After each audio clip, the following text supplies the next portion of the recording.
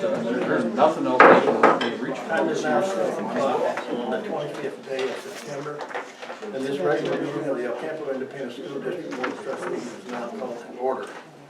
Let the record show that this meeting was duly posted in accordance with section 55104.3 of the Texas Government Code with regards to posting notice of public meetings and that there is a quorum of members present.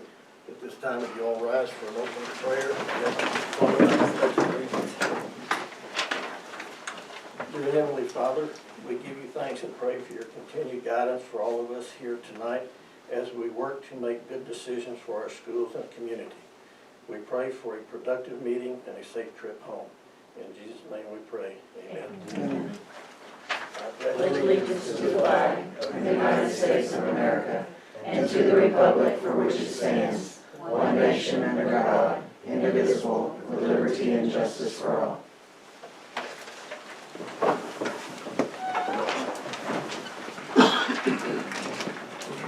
Public comment. Did anybody sign? Public comment, I think we all know what that is, so we'll just skip that. And go to no recognition. No recognition. So we'll go to the consent agenda. I know what that is. Agenda item number 4 is our consent agenda. According to local policy BE, the consent agenda is provided and includes items of routine and or reoccurring nature grouped together under one action item. Board members have been furnished with background material for each of these items listed as part of the consent agenda. Unless a board member requests that an item be withdrawn for individual consideration, the items are acted upon by one vote without separate discussion. Actions on items withdrawn for individual consideration are acted upon separately with separate motions and votes for each item. Are there any items in the consent agenda that a member would like to have pulled out? I don't want to pull it out, I have a question. Do we buy uniforms for our athletics every year? No. Okay, well, I just saw a big item for uniforms, and I was just wondering if we did that. No, not every year.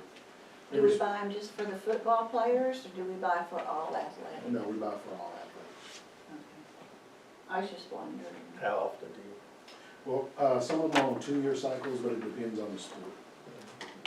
Makes sense. I was just curious when I saw that, I thought, okay. Anything else?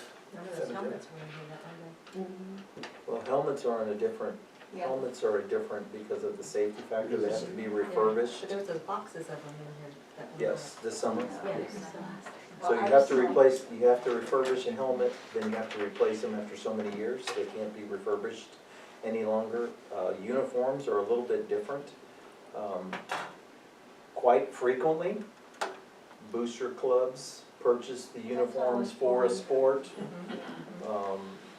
or a band, or somebody else, you know, similar to sometimes how costumes get made for the theater program. So there are parental groups that supplement the outfitting of their athletes or their program.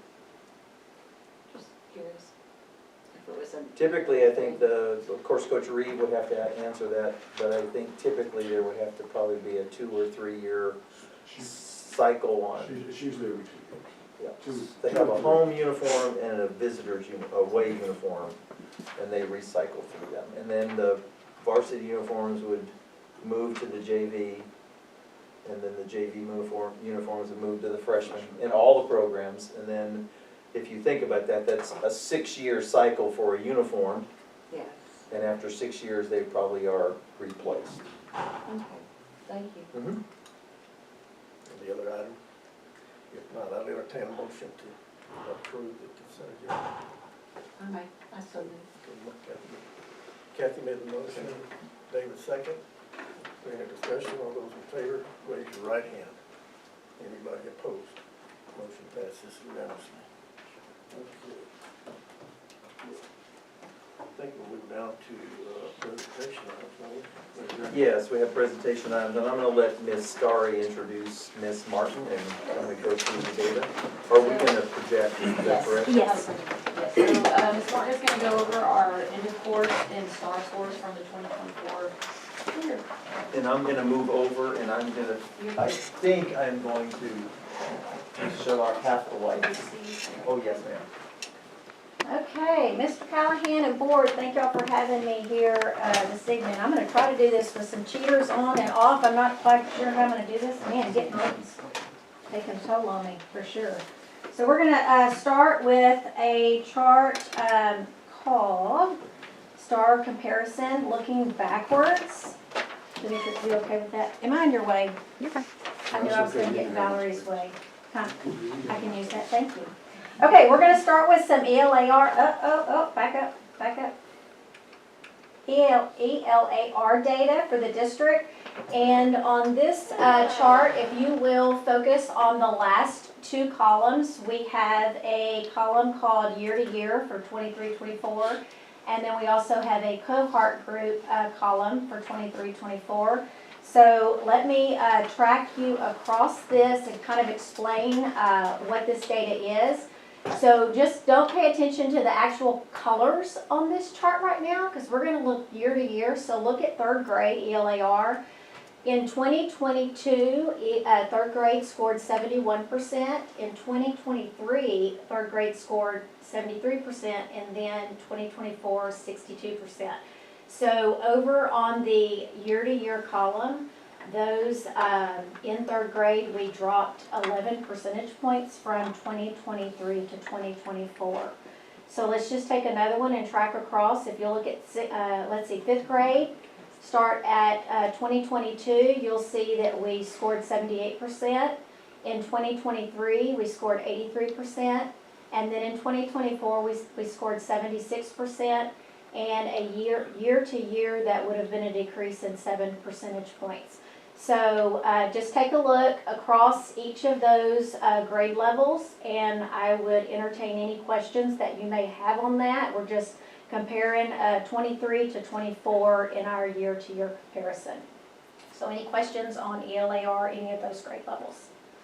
Ms. Martin and Yes. Ms. Starry, I think that, would you please describe for everyone here about the test and the change in the test? Wait, well, do you want to? So the change, we had a change in the test in 2023. STAAR 2.0, basically. But we had already been taking it online, but it was mandated that it had to be online, and then it was a redesign. So the question types, there was a lot more writing now in it, like all the way down to third grade, they actually have to type in an extended response. So there's a lot more things that they're having to do that they didn't have to do prior to the year 2023. Correct. So that was in 2024, first time. 2023 was the first time, yes. We didn't know that was coming. Yes. We knew that was coming. Yes. Yes. Yes. So I know we've got some negatives in there, but they're all working. They're very focused, and they know what they need to work on, and I anticipate those coming back to the positive soon. All right, now let me show you the cohort data, because this is one of the reports that I do like to look at most, and that's going to be our column over here. And that one is where we're going to actually track the same group of students year after year. So we're going to look at those colors, the diagonal colors. So again, let's start with the third grade in 2022. They scored a 71%. When those same third graders moved to fourth grade in 2023, they scored 68%. And then when they moved to fifth grade in 2024, they scored 76%.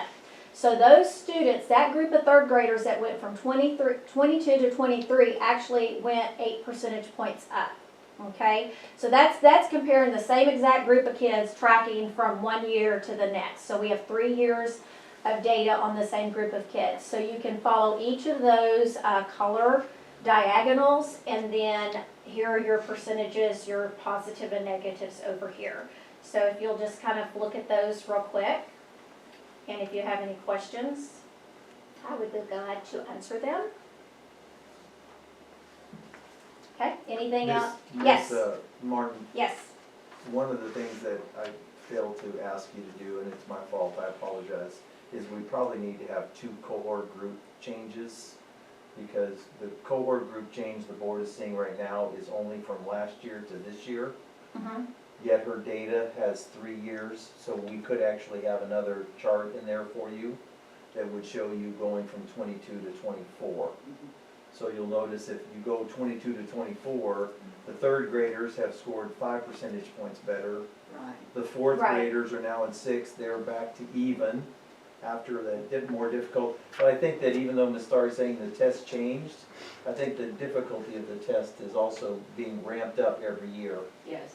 We want the board to understand that Right. last year's test, although it was given the same way, the questions, the types of questions and the responses are, more is being asked.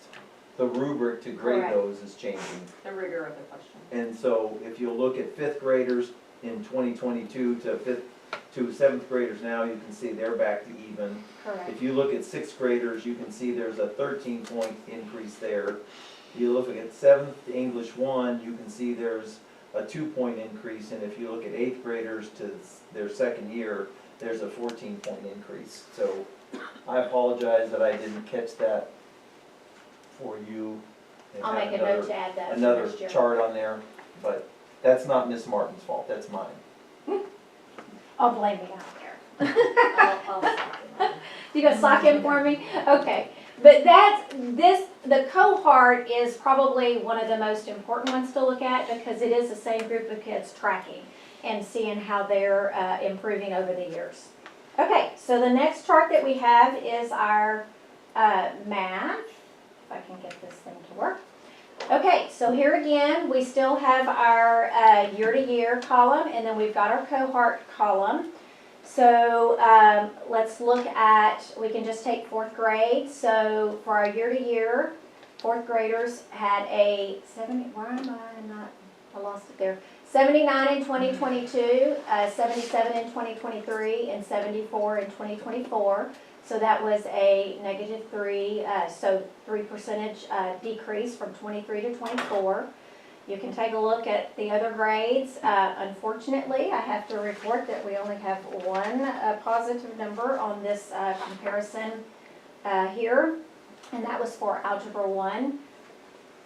Any questions or comments that you might have? Do you have any information on what the state median is, or like what, Yes. or what some of the other percentages did throughout the state once they Yes. changed the stuff? Because 2023 looks like at 2024 looks a lot different. It does, and we are gonna see some charts in just a little bit that show us how we compared to our region and our state.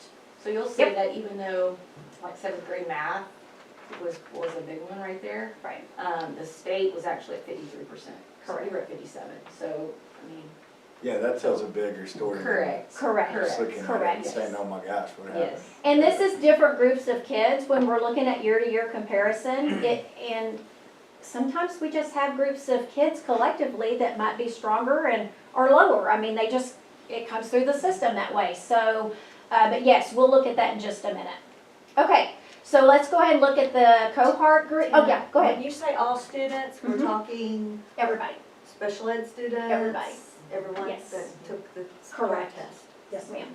The only ones not in here, Susan, are the alt kids. Yes. But that's a very, very, very small number now. I mean, we're talking probably, what, Amanda, 15 kids, maybe district-wide? Maybe. I mean, Maybe. So, I don't So think that's it's the that big much. It's cutoff. usually about 1.2% of our Yeah. population takes STAAR Right. alt. so yes, this is, and that's the other thing that has changed over the years, because used to, there was a whole different test Right. for some of our students. So yes, this is everybody. Good question. Okay, so looking at our cohort group, let's go ahead and track the colors again in our diagonal. So you can see over here, we did have several positive with the tracking. You can tell our seventh grade that moved from 22 in math to 23, eighth grade, and then to algebra. We had an 18% increase. Also here, our purple, which is our third grade. So in 2022, 73. 2023, 77 to 2024, 85. So that was an 8% increase. And then, of course, we did have some big drops over here in our fourth grade that tracked to sixth grade, and our fifth grade that tracked over to seventh grade, and then sixth grade to eighth grade. Okay, any questions or comments on the cohort group for now? Good? Okay. So next, let's look at our science and social studies. We cannot do cohort comparisons for science and social studies because those tests are not given every single year, but we can still do our year-to-year. So if you'll look at the first set of social studies, you will see that we have a 3% decrease from 23 to 24. In 8th grade, in U.S. history, we had a 6% increase. And then in science, we had a 19% decrease from 23 to 24. And 8th grade was a 9% decrease from 23 to 24. And then in biology, we had a 1% increase in 23 to 24. Any questions or comments on science and social studies? Okay. The next chart that we're going to look at is we are going to see STAAR performance compared, El Campo ISD compared to Region Center, our region, Region 3, and the state. So this is kind of what Mr. Canal was asking. So we're going to start with ECISD. I don't have regional data for the whole district. They weren't able to come up with those numbers for me, so I went ahead and took those rows out. So we're going to be looking at us and the state. So we're going to only focus on this column right here. This is a percent approaches and above. This number here is a compile of the percent approaches, meets, and masters. So those three numbers equal over here. So does that make sense? Yes. So those, it's just a formula that I've got that ties into this column. So we're going to focus on this column and then right next door to it. So for ELAR, ECISD scored 73%, and the state scored 74%, so we're 1% below the state, and you can see that reflected right here. On math, we scored 67%, the state scored 69%, so we are 2 percentage points below the state. In science, we scored 73%, state 72%, so we are 1% above the state. And in social studies, 78%, and we're 78%, state 76%, which is 2% above the state. So we're just slightly below the state in RLA and math and slightly above the state in science and social studies. Okay, now we're going to look at campuses. So let's first start with Hutchins. I'm hoping all my diagrams are not going to confuse y'all, but I'm trying to make it easy to read because sometimes there's just a lot of stuff on these pages. So again, we're going to focus on the percent approaches and above. And so for grade 3, you'll see we do have region data in here. We scored 63%, the region was 73%, and the state was 75%. So we're comparing ourselves with the state on this chart, and that would be 12% below the state for RLA. For math, we scored 62%, the region was 67%, and the state was 69%, which was a 7% decrease, or 7% below the state. That's our Hutchins data. Any questions? Okay, let's move to Northside. Again, we're going to focus on percent approaches and above. This is our ELA-R chart, and we've got 4th grade at the top, 5th grade at the bottom. So for 4th grade, we have 75%, the region 79%, the state's 82%. That puts us at 7% below the state. For 5th grade ELA-R, we fall, 1% below the state because we scored 77, the state was 76. But we are above the region here where the region scored 76. For the math chart, we are 8% above the state, and you can tell we're above the region as well. For 5th grade math, we are 10% above the state and above the region as well. And then in 5th grade science, we are 5% above the state. So looking at that chart, can you tell me what our highest grade and subject is?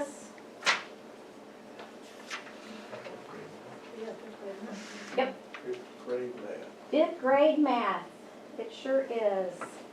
Okay, any questions on Northside? All right, let's move to middle school. I'm sorry, it just gets tinier and tinier the more we add up there. Okay, so ELAR is at the top, and we have 6th grade, 7th grade, and 8th grade. And if I'm gonna read all these numbers, I'm probably gonna get them wrong, I can tell you, because my eyes are already starting to do weird things. But for 6th grade, we scored right at the state average of 75%. In 7th grade, reading language arts, we scored, I think that's a 6% above the state. And then in 8th grade, we scored 4% above the state. So, and then you can also see the region data in there as well.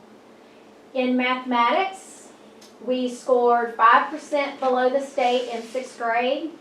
We scored 4% above the state in 7th grade, 16% below the state in 8th grade, which this gets a little tricky with 8th grade math and algebra because of who gets pulled out. There's just a lot of different things that come into play there.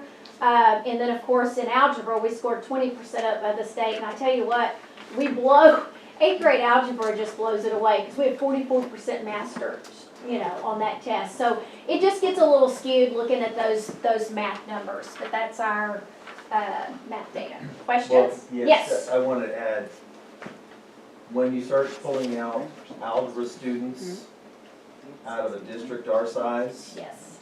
you're talking about statistically a greater comparative group. When you pull the state algebra students out of the vast number of students in the state taking math, our algebra students coming out of the 8th grade scores has a larger impact than it would on the state.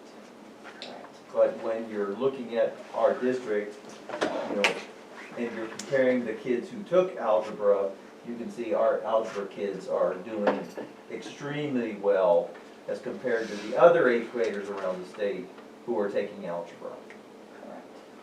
So it's a little bit statistically, there's a significant difference here in the two groups that you're comparing.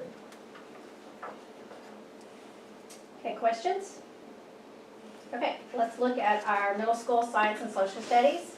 So grade 8 science, we're 3% below the state. And social studies, we are 1% above the state.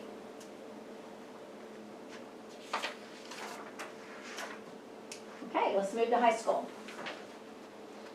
All right, for high school, we start with English 1 and English 2 at the top. So for English 1, we are 8% above the state. In English 2, we're 9% above the state. In algebra, we are 5%. We scored 5% below the state. In biology, we scored 1% above the state. And in U.S. history, we met the state average at 95%. So looking at high school, can you tell me the best 2 subjects that knocked it out the park? Yellow? English. So not looking at the percentages over on the side, you can see the differences above the state, but biology and U.S. history, they have just really been performing very well. So, because they're in the 90s, and that's hard to maintain, you know, so I give them kudos for that. Well, and I do want to point out again, statistically again, when you're talking about algebra 1, Right. remember that Correct. some close to 50 kids, about 20 to 25% of our kids are taking algebra in the 8th grade. So you're talking about a big chunk being out of our testing group in the 9th grade for algebra. So it has a bigger impact. And we also lose the St. Philip kids that take algebra at St. Philip's because they never come into our mix. And test. They never test. That's right. So the only ones we get the credit for are the ones that take algebra 1 in 8th grade. But if they're taking algebra 1 at St. Philip's, they never come into our numbers at all. So we lose a chunk of kids there as well. Usually about 20 or so. Okay? Any questions on this data? All right. So the next thing we're going to look at is STAAR growth. These reports show ECISD students' growth performance from 23 to 24. We're going to start again with ELAR. So these, if you look at the very top up here, I'm going to talk to you about the numbers, and then I'm going to show you how we get those numbers. So In ELAR, we had 410 tests, so 410 students showed no growth last year. For partial growth, we had 149 students that had partial growth, and then we had 941 students that had full credit for growth. So that gave us 1,090 students out of the 1,500, so 73% of our students showed growth from 23 to 24. Okay, so where do those numbers come from? They come from this nice little fancy chart down here, but I'm gonna blow it up and explain to you how we get these partial growth, full growth, and then no growth at all. So we're gonna start with the bottom right. You'll see a number, I think it's 192 down in the bottom right corner. So what that is over on the left-hand side, you can see this is STAAR 2023. We have low did not meet, high did not meet, low approaches, high approaches, meets, and masters. Across the top, we have STAAR 2024 with those same 6 categories. So you know the multiplication tables where you're used to putting one figure on this side, one figure on the top. When you come together, it gives you the answer. Well, that's kind of what we do with this chart. So we see masters in 23, so students who scored masters in 23, they scored masters in 24, and it's going to give us that number right there. So we had that many kids that scored masters last year, masters 2 years ago, masters last year. So that's 192, all right? The next thing we have is meets last year, and then they score, I keep saying last year, meets in 23, masters in 24, and that's going to give us, I keep pushing the wrong number, 77 students. All right, then we have meets in 23, meets in 24, and there are 317 students. All right, high approaches in 23 to masters in 24, we had 8 students. High approaches in 23 to meets in 24, we had 105 students. Low approaches in 23 to masters in 24, I believe that's 0. That's that's a big jump, so we didn't have any records there, but that's not unusual. Then we go to low approaches in 23 to meets in 24, gives us 41 students. Low approaches 23 to high approaches 24, 38 students. And then we had students who did not pass, so we had high did not meet to masters, there's 0. High did not meet to meets in 24, 17. High did not meet to approaches, high approaches was 21. And then high did not meet in 23 to low approaches is 27. And we're almost done. Low did not meet to masters was 0. Low did not meet to meets is 5. I want you to know those 5 kids, that's quite impressive to go from low did not meets to meets. And then we go low did not meet to high approaches, 10. Low did not meet to low approaches, 24. And then the last category is low did not meet to high did not meet, 38? 39. Okay. All of those squares are in kids that gave us full growth. Every one of those kids grew. Okay? So that gave us that number of, and I forgot what it was 941. That's 941 kids. And Tana, can I point out something Yep. quick? You sure can. And this is really about growth, and we try to emphasize this with teachers, because if you look at the very last one she clicked on, those kids did not pass in 23, and they still didn't pass in 24, Correct. but they grew. Yeah. And so we got credit for the Sorry. growth that they did show. Sorry, I just totally went backwards on you. That's good. Uh-oh. Now I gotta go back again. No, that's all right. That's all right, we You're understand. good. You're good. I think the board's got the, Yeah. so your At blue 39. So then the blue, are your partial people. they are your partial people. Yep, I'm just gonna click through those real quick because we only have 3 of those. And those were kiddos who did not go backwards. They scored in the same quadrant they were in the year before, but they didn't go backwards. Okay? And then, obviously, everything in the pink or red were kids that went backwards. So from 23, they lost ground from 23 to 24. Okay? All right, math. So we had 403 records that had no growth. We had partial growth of 167 records, so that's 167 students. And then we had 591 kids with full growth, which was 758 out of the 1161, and that gave us 65% for math. Any questions on that? And board members, I think James is new, so he wasn't here when we did this last year, but the principals can actually click on each one of those numbers, Yes. and a roster of students impacted is produced. So if you want to know what kids were in masters last year and this year they just met, so those 46 kids that are in that first pink box, you can pull those 46 kids up, and each campus can then look at those kids and see what they need to do to help them. When you said that we get credit when they show growth, explain that. So basically their score, their scale score has to not go backwards, in other words. So as long as they maintain or grow, we get credit for them. So basically, even though they didn't pass, they were at a low pass, not passing, and we got them at a high not passing. So they didn't pass, but they grew.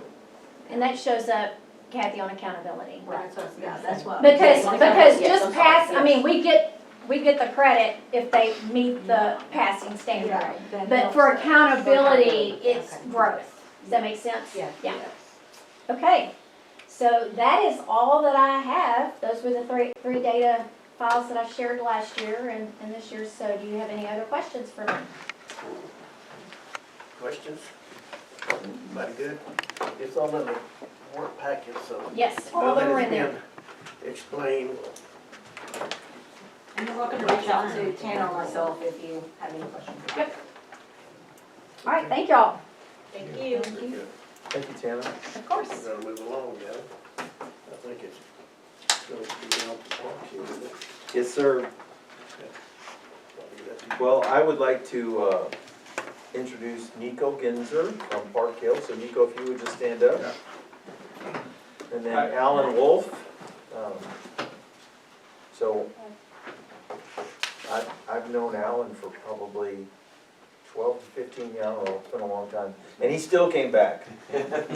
So, and Nico I just met about a month ago, I guess.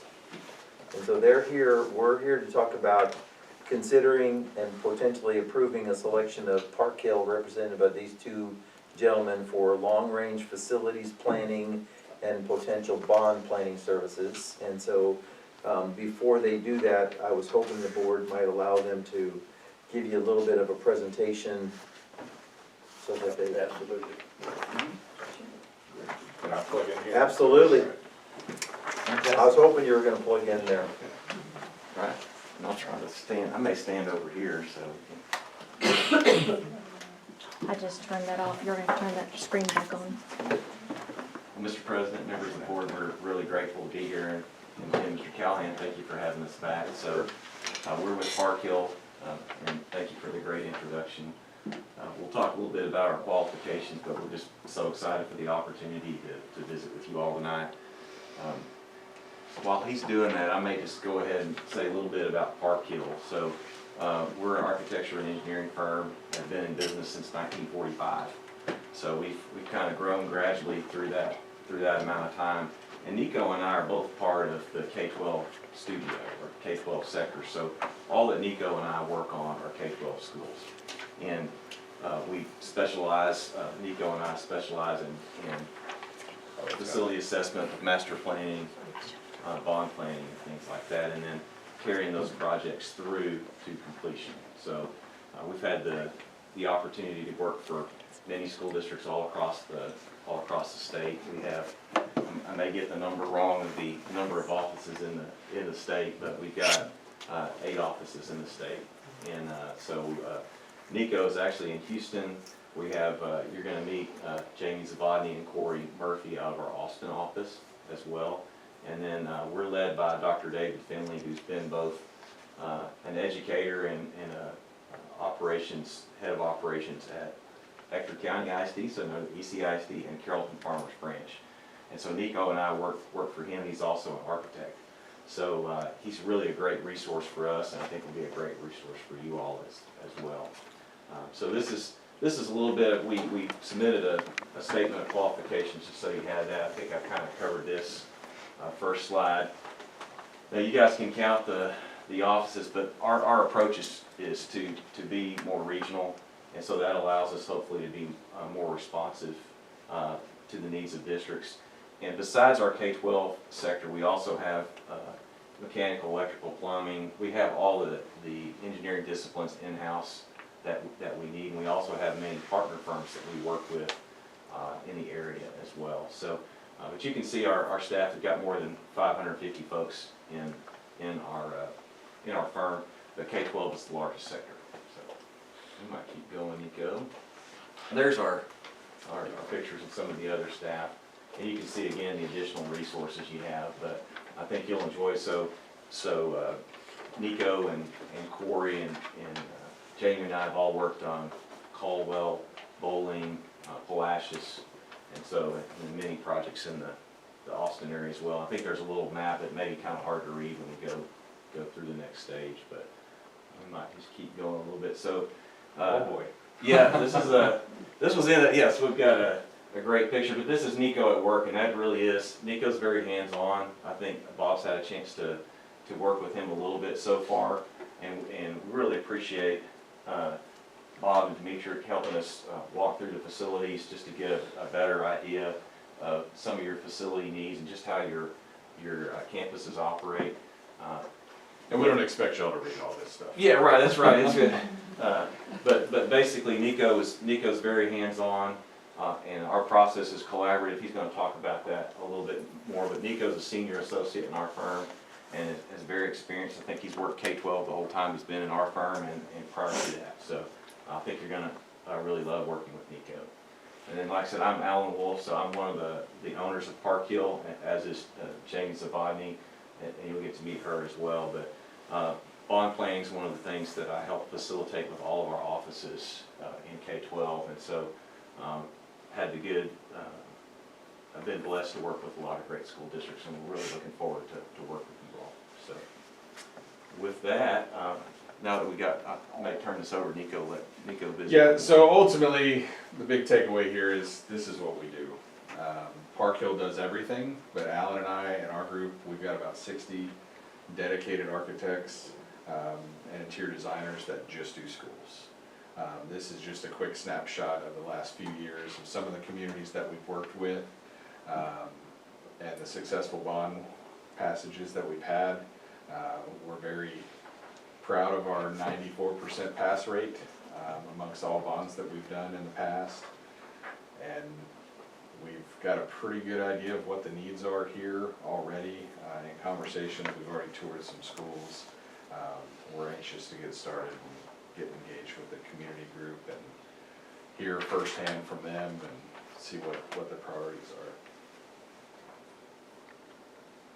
And again, regional experience, these are just some of the projects that we've done that are pretty close to El Campo ISD. And then we like to show this, you know, our process, it can start out really ugly up front. We're doing a lot of discovery, a lot of data collection. We're interviewing people, we're talking to the community, we're talking to the board, we're talking to teachers and staff. Sometimes we're even talking to students. And we're trying to get everybody's information. And we go back to the drawing board, we analyze all this data, we look at the age of facilities, we look at the utilization of the facilities, we look at deferred maintenance, we look at all these different things, we look at land available, we look at program usage. And then we start to refine that a little bit more. And then we get into design and delivery. This approach is the same whether we're doing bond planning or we're doing an elementary school, early childhood, high school, ag, facility, CTE, no matter what, it's all pretty much the same. And most people approach just about everything this way. But as we get down to it, it's gonna be, you know, discover, define, refine, and then deliver and get endorsement from the school board. So there will be constant updates to the school board, where we've gone, where we're at, and where we're going. This goes into a little bit more detail of those different areas and kind of some graphic and imagery. And I think once we get into master planning, I think if you talk to our other clients, I think one of the things I hear most often is that we appreciate that you're exploring multiple options. So we enjoy that. It's an exciting process, and as we work with citizens committees and work with the board, work with your staff, it can be a fun process too. So we're gonna learn a lot together, and so we really pride ourselves on listening. And this is just some example slides of how we work through that process and gather input. And oftentimes for us, because we do this regularly, we do this for a living, we've got a pretty good idea in our head of the solution, and we do our best not to steer too close to that. We don't just say, hey, we solved all your problems. We let you guys figure it out yourselves, and then we collaborate on that final decision-making process. And the input always makes our ideas better. And I'm always very careful about, sharing something that I've thought of without too much engagement. And then we go through the whole process together, and then usually I'll pull some of that. Well, how does this look? Oh, okay, yeah, that's exactly what we were thinking. Alongside with y'all as we're doing the process, so. So, yeah, the first step, we gotta get to know the community, get to know what you guys want. What are your priorities? What do the voters wanna see? What are the expectations of your community members and your teachers and your staff and parents and everyone? So again, the 94% bond passage rate, that's a figure we're very proud of. And I haven't looked at the analysis, but I just wanna speak a little bit about our typical client sizes. 80% generally is where we lie with districts that are 4A or smaller. That's our bread and butter. We like working with smaller communities, rural communities. Not too many of our clients are big, huge 5A, 6A schools. I enjoy working with communities like this. When I do have to work with the larger districts, I do it begrudgingly, but I'd much rather be here than working with HISD. This slide just has, so we have a group, a data group. Not only do we have folks that help with voter analytics and things like that, or just voter information pieces, I guess you'd call it, or bond information materials, but we do have folks that do analytics, and so sometimes we use predictive analytics, just like TRS uses it for your retirement system. We use that with school data and facility data. So if we can bring in some information, peer benchmarking, things like that, that help inform some of the decisions or inform the facilities committees, we do that. So. And this is just some more examples of the things that we can help with. And this is basically right out of the SOQ, but it's just a list of ways that we can help. And if you can't read it, so we do, like Alan mentioned, community polling, voter analysis. We'll go get voter records from the county courthouse. We obviously do budgeting and opinions of cost, visualization. We can do renderings, fly-bys, rendered site plans, real pretty pictures, graphic design, print media, help with mailers, bond websites, videography. The whole gambit. And these are the services that we can provide. You tell us what you think your community would respond best to. We don't want to go crazy if it's not needed, or if you think it'll be ill-received by the community if we do some really high-tech, crazy presentation and we need it to be a little more basic, we can do whatever you guys need. This is in our toolbox. Yeah. So every community is different, and some of that your citizens committee helps inform us. What's the best way to communicate? What kinds of questions are being asked in the community that we need to answer? And we can help do that. We've got just a few examples of some of the places. Certainly Caldwell, this was an interesting one because we also did at the same time, they needed to do little bit of reconfiguration of campuses, but they also had to do, they had done an HVAC project that we needed to do, can't even remember the bond term now, but we did Demetric may have to help me, but that was interesting because they already had some money we had to do reimbursement resolutions for, basically. Thank you. So this is a great one. This really was a successful project and added an elementary on that campus. Yeah, we were hired, I wanna say it was in late August or September for a November bond. Yeah. And we went, it was a scramble. Yeah, it was, so our communication, instead of normally phasing things out by months, we were phasing it out in weeks or every 2-week segment. So it was And so these graphics are not as Right. refined and polished as we typically like, Yeah. when we're on a more traditional timeline. But we were able to get this bond passed, and they hadn't done a bond election in, I wanna say it was 35 or 40 years, something like that. This one was a challenging one. Greenwood's one I just came off of working on, but this is a good example of a client we've worked with for a long time. This is the third bond we've done there, but it included a lot of work to the high school and 2 new elementaries.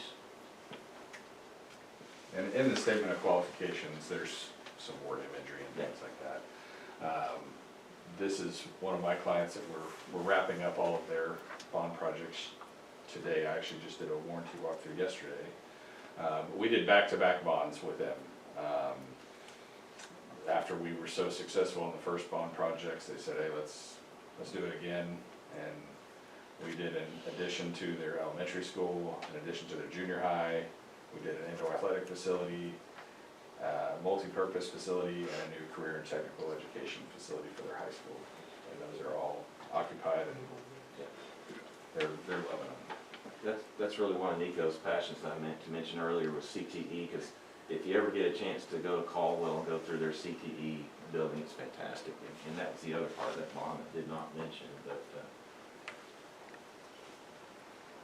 North Lamar's another one we did. That was a case where a client had actually failed 2 bond elections in a row, and they needed some help to try to with the strategy, and it really came down to just communication, getting the right information out to the community, and creating a process that built consensus about what to do. So, might keep going. This is one, so I put this in because Bob actually worked on this one when we did the first phase of this project, and really this has now come to the fulfillment. This is a 1949 Art Deco, so it's got a great facade, but with Bob we did you can't see it from this side, but a science wing addition. We did a lot of HVAC and roofing work, and we redid the auditorium, which is over to the right. It's just gorgeous, but this is also a client that we've had the opportunity to work with for nearly 20 years now, and so really grateful. And this project's actually in the School of Architecture, won an award for value, and it's featured in the TASB convention starting tomorrow. So really proud for them. They've been a great client to work with. And then you guys are probably familiar or have heard some rumblings about this one. We just had passed in May. This one was kind of a long-range process, really. We were hired back in 2020 to do an early childhood center with the idea that they may need to do a full elementary replacement one day. And so we started to work behind the scenes 4 years ago. We established the early childhood center with the idea that a future elementary could be attached onto the side of it. So we did some master planning efforts a long time ago ahead of this bond. We did come back and revisit it. This one was a challenge because they went from 0 INS to the max. They hadn't done a bond, and We're not sure that they had. since records were kept, we Right. We didn't find out. They had tried one in the 70s that didn't pass, but we were not sure when they actually did a successful one. So we had multiple community meetings with administrators, parents, faculty, staff. You know, we pulled out all the stops for this one, and we knew it was gonna be a tall order, but we got it passed, and we're in the design process with them right now. This is just a great example of a long-range facility planning process, and I think that's one of the benefits that we can help with, and we're excited to do here. What Nico did, that early childhood building, he had to design everything else to make sure that he had to have consideration of the drainage, the site utilities, and everything else so that we could, move seamlessly to this. And so it's really proud of that project and proud of proud for the community, because it was a big lift for them. It's going to be great. So, and really that's just kind of a few things about us, and we're interested in we've had a chance to get to know El Campo ISD a little bit, but we're interested in getting to know you all a lot and getting to understand your facility needs better and how we can best serve you and your community. So with that, that's our presentation. So, entertain any questions that you guys have. Board have any questions for either Nico or Alan? No? We thank y'all. Thank you. I will mention that the building that Alan and I first worked on was the state award winner and received national recognition as a leader. It's a LEED certified building, and so leadership and energy and efficiency design, isn't that what it is? Yes, it is. So, they've done good work, and you can see how they've taken the other projects and continued. But all of that started, I know he's giving away my age, but yes, it started 20 years ago, and they're just now coming to the fruition of those original plans that we made many, many years ago.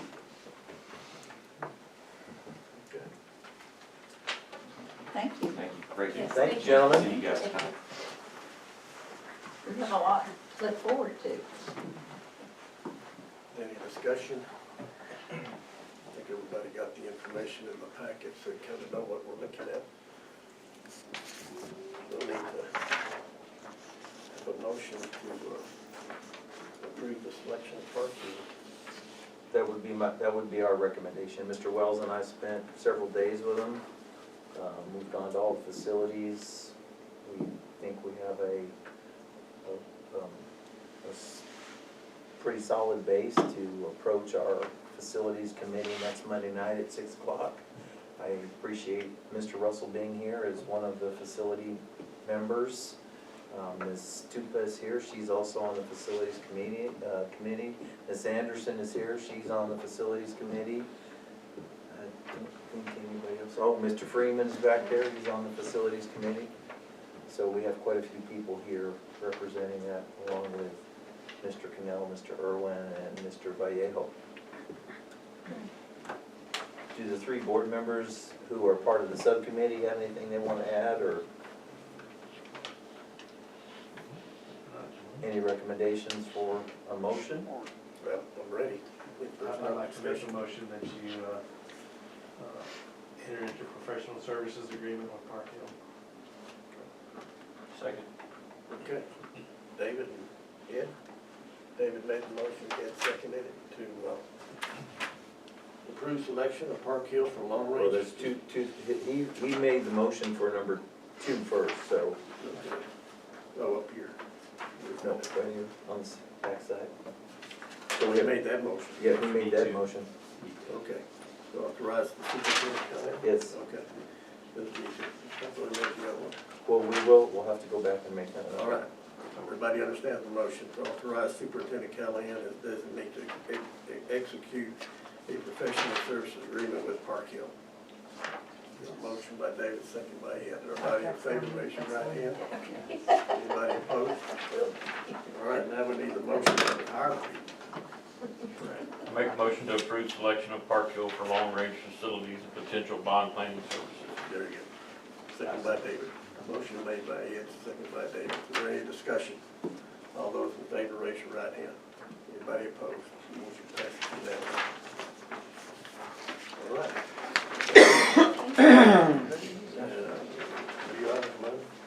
We will be going into closed session now. I'm just, there's no action after we come out. All of you are more than welcome to stay for the fireworks after it's over. However, I kind of think that I'm looking around and the board would just provide me with a short recess so I can go out and speak with Mr. Genzer and Mr. Wolf. I will be right back. Okay, it is 7:48, and there being no further business on the agenda to come for this meeting, I now 7:48. declare this meeting adjourned.